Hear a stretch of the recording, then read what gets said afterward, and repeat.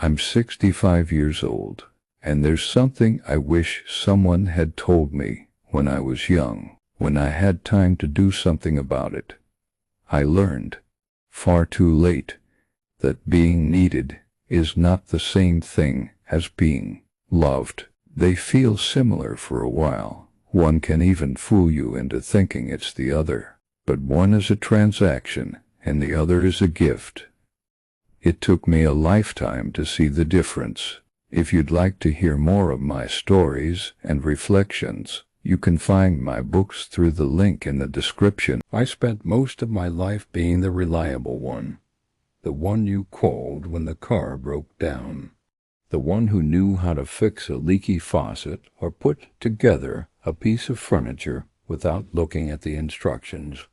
I wore that title like a badge of honor. It was my identity. I was Frank, the man who could get it done. It started early. In my 20s, I was the friend who helped everyone move. I had the truck, you see. A rusty old thing, but it ran. Every other weekend, it felt like I was hauling someone's sofa up a flight of stairs.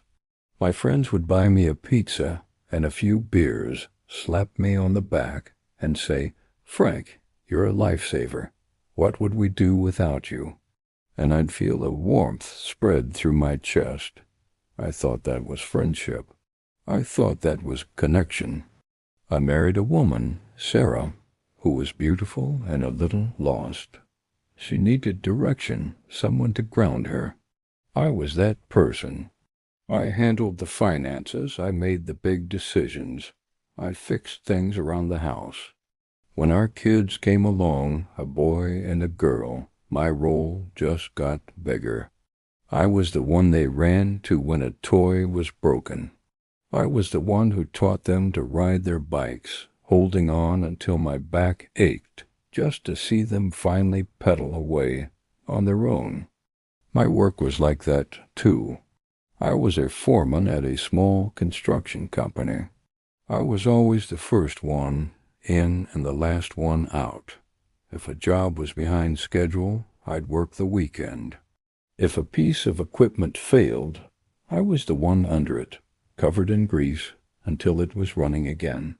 My boss, Mr. Henderson, would say, "Frank, the whole operation would fall apart without you." And I believed him. I felt important. I felt necessary. Being needed is a powerful feeling. It gives you a place in the world. It gives you a purpose. Everyone turns to you. Your phone rings, and on the other end is a problem that only you can solve.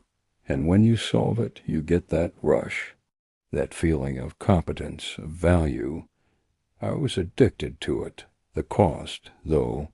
The cost was quiet. It didn't announce itself. It crept in during the moments I wasn't there. I missed my son's first school play because a supplier had messed up an order, and I had to drive 3 hours to pick up the materials myself. I told myself it was for them. The overtime pay would buy them nicer Christmas presents. When I got home, my son was already asleep. My wife said he kept looking for me in the audience. I found the little program on the kitchen counter with his name on it. I folded it up and put it in my wallet. I told myself I'd make it up to him.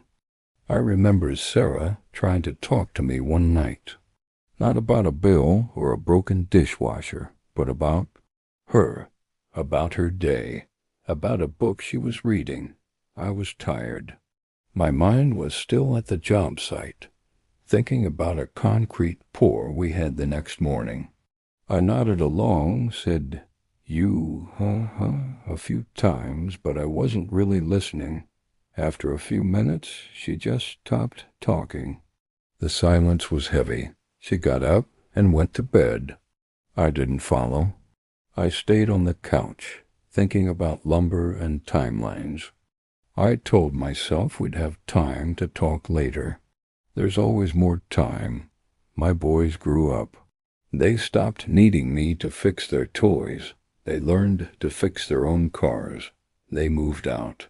They called, But the calls changed. It was no longer, "Dad, can you help me with this?" It was, "Hi, Dad, how are you?" "Okay, gotta go." The calls got shorter, less frequent. I had taught them to be self-reliant, to not need anyone. I had succeeded, and in doing so, I had made myself obsolete. If my story is making you think about your own life, maybe you could share a thought in the comments. It helps to know I'm not just talking into the void here. The real turning point came about 3 years ago.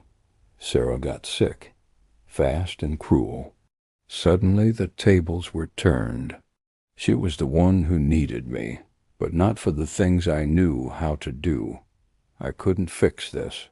I couldn't build a solution or patch a leak. All I could do was be there, and I was so bad at it. I didn't know how to just sit with her, how to hold her hand and not say anything. My instinct was to do something, to find a different doctor, to research alternative treatments, to clean the house until it gleamed. I was running around, being useful, being needed. One afternoon she was weak, lying in bed. She looked at me, and her eyes were so clear.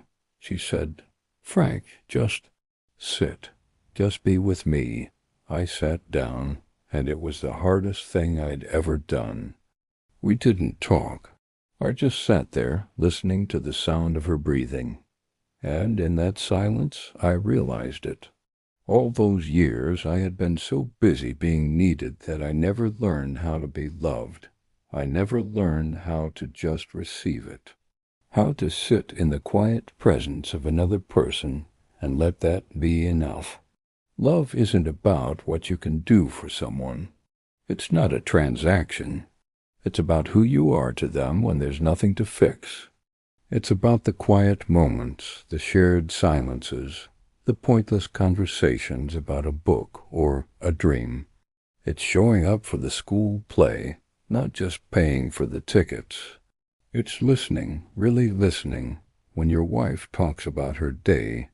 Sarah passed away 6 months later. The house is so quiet now. The phone doesn't ring much. The kids have their own lives, their own families. They don't need me. And I'm realizing now, with a pain that settles deep in my bones, that maybe they never really knew how to love me either. I never taught them. I taught them that my presence was conditional. I was there when I was needed. When I wasn't, I was gone. Now all I have is time. Time to see all the moments I missed. They flash in my mind like a slideshow. My son looking for me in the crowd. My wife's voice trailing off into silence. All the times I chose being a lifesaver over being a husband, a father, a friend. I'm 65. I can't get that time back. I can't go back and sit in the audience of that play. I can't go back and listen to my wife talk about her book. It's gone. That is the hard, cold truth of it. This isn't a story with a happy ending, where I figure it all out and make everything right. It's a story about a man who is sitting in the house he built, surrounded by things he fixed, and he is utterly, completely alone. So I'm telling you this. Don't make my mistake. Don't spend your life trying to be indispensable. People will use you up, and then they will move on, and you'll be left with nothing but the memory of your own usefulness. Instead, be present. Show up, listen, let yourself be loved for who you are, not for what you do. The leaky faucet can wait. The problem at work will still be there tomorrow, but the people you love, they won't be. Time is a thief. It takes and it takes, and it doesn't give anything back. Please don't learn that too late. Don't end up like me. I hope this story meant something to you. I share these things not for sympathy, but in the hope that my regrets can serve as a warning. If you'd like to sit with me for a while longer, there are more of my stories in the next video. Thank you for listening.